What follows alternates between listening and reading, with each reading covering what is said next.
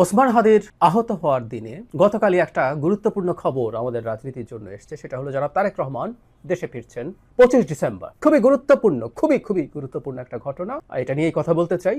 তার আগে আমি ভিডিও যখন রেকর্ড করছি তখন পর্যন্ত জনাব ওসমান হাদির অবস্থা নিয়ে কয়েকটা কথা একটু বলা দরকার।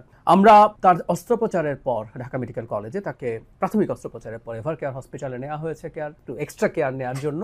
যতটুকু জানা গেছে তার বুলেট ট্রেইনের খুব মেজর অংশে ঢোকেনি, কিছু একটা অংশকে ছুঁয়ে বেরিয়ে গেছে। যদিও প্রচুর ব্লিডিং হয়েছে, ব্রেইন টিস্যু ড্যামেজড হয়েছে এবং উনি খুবই ক্রিটিক্যাল অবস্থায় আছেন, এটাও ফ্যাক্ট। আমরা আশা করব, আমরা কামনা করব, আমরা আমাদের প্রার্থনা করব হাদি ফিরে আসবেন, হাদিকে ফিরে আসতে হবে। আমরা সর্বোচ্চ চেষ্টা তো চলছেই এবং রাষ্ট্র প্রয়োজন হলে তাকে এয়ার অ্যাম্বুলেন্সে যদি স্টেবল অবস্থা হয় বিদেশে চিকিৎসার জন্য পাঠাতে, প্রয়োজন হলে সেখানে পাঠাতে, উনি ফিরে আসবেন। আমরা একটা অপ্রীতিকর ঘটনার ভিডিও আমাদের সামনে আসলো। সেটা হচ্ছে বিএনপি নেতা জনাব মির্জা আব্বাস ঢাকা মেডিকেল কলেজ হসপিটালে গিয়েছিলেন দেখতে হাদিকে।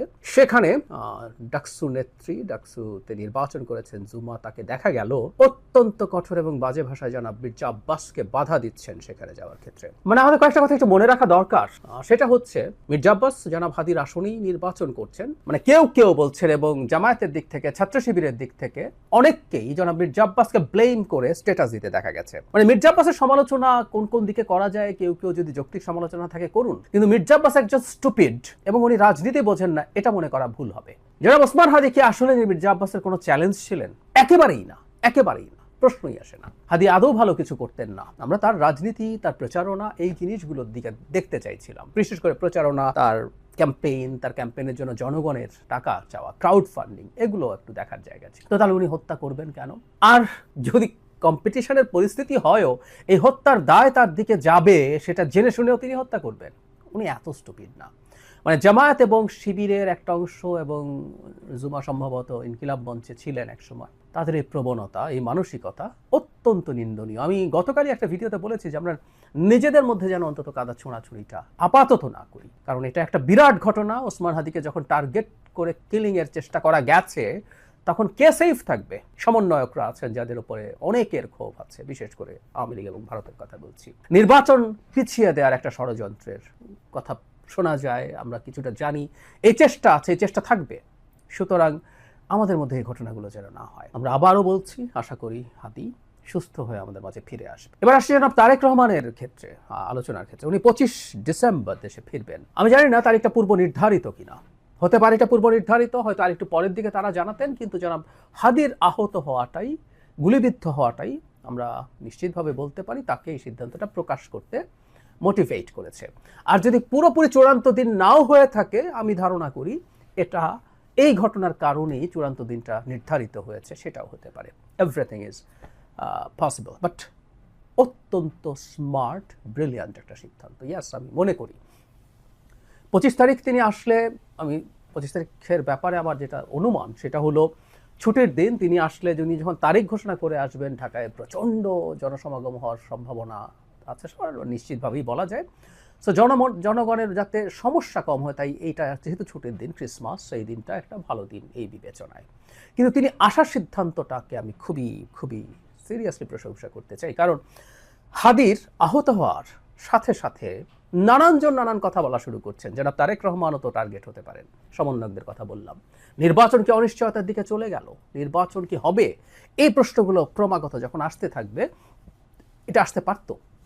এবং আমি প্রায় বলি এই কথাটা, শেখ হাসিনার সময় বলতাম, ভয় যেমন সংক্রামক, সাহসও সংক্রামক।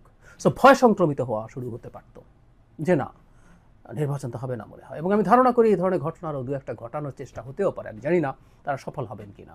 সরকার যদি এই ঘটনাটাকে খুব ভালো মতো ট্যাকল করতে পারে, অভিযুক্তদেরকে, আসামিদেরকে ধরতে পারে এবং দ্রুত বিচারের আওতায় নিতে পারে, তাহলে এই সম্ভাবনা কমিয়ে আনার সুযোগ হতে পারে। যাই হোক, এই সময় জনাব তারেক রহমান দেশে আসছেন।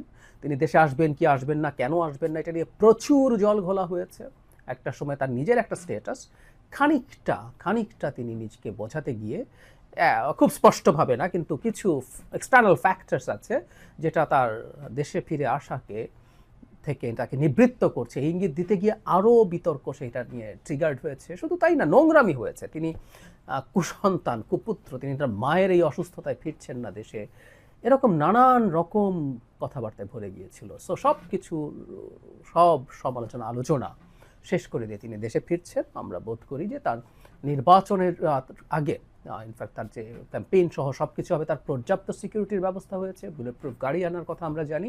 এর বাইরেও সরকার নিশ্চয়ই এবার বিশেষ করে ওসমান হাদির ঘটনার পর তার উপরে কতটা ঝুঁকি আছে সেটা বোধ করে তাকে প্রয়োজনীয় নিরাপত্তা, আমরা এসএসএফ এর কথা বলছিলাম, এসএসএফ এর আইন অনুযায়ী যে কাউকে এই ধরনের ভেরি ইম্পর্টেন্ট পার্সন ঘোষণা করে এসএসএফ এর নিরাপত্তা দেওয়া সম্ভব। সেরকম কিছু দিয়ে হলেও সেটা দিতে হবে। ইনফ্যাক্ট ওনার সুস্থ থাকা, বেঁচে থাকা, ওনার কোনো হামলার শিকার না হওয়া শুধু বিএনপি না, এই রাষ্ট্রের ভবিষ্যতের জন্য খুব গুরুত্বপূর্ণ ইস্যু হয়ে দাঁড়িয়েছে। যাই হোক, জনাব তারেক রহমানের এই সিদ্ধান্ততে এক্সপোজ করা খুবই গুরুত্বপূর্ণ কাজ হয়েছে এবং আমি বিশ্বাস করি, অনেকেই বিশ্বাস করেন, তিনি যখন দেশে ফিরে আসবেন বাংলাদেশের নির্বাচনের পথে যত বাধার চিন্তা বা বাধা তৈরি করার চিন্তা, নির্বাচনকে বানচাল করার চিন্তা যাদের আছে, সেগুলো শেষ হয়ে যাবে তা বলছি না, কিন্তু সেগুলো খুব বড় স্কেলে চাপে পড়বে, ধামাচাপা পড়বে, তারা ব্যাক ফুটে যাবে, এটা আমরা নিশ্চিতভাবে বলতে পারি।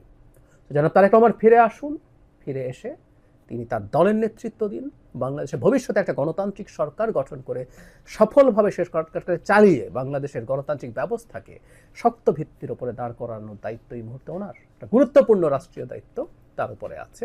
আমরা আশা করতে চাই, আমরা বিশ্বাস করতে চাই সেই দায়িত্ব তিনি মোটা দাগে ভালোভাবে পালন করতে পারবেন। আসলে একটা ডিস্ট্রাক্টেড সিস্টেম শেখ হাসিনা যেটা ফেলে গেছেন, সেখানে থাকা তার দলেরও মধ্য থেকে তিনি শতভাগ দক্ষতা এবং সিনসিয়ারিটি এবং সততার সাথে তার প্রচুর মানে লোকজনকে পাবেন কিনা, টিম পাবেন কিনা, অনেকগুলো যদি কিন্তু উপর তার সাফল্য নির্ভর করে, কিন্তু আমি আশা করতে চাই তিনি তার এই দায়িত্বে সফল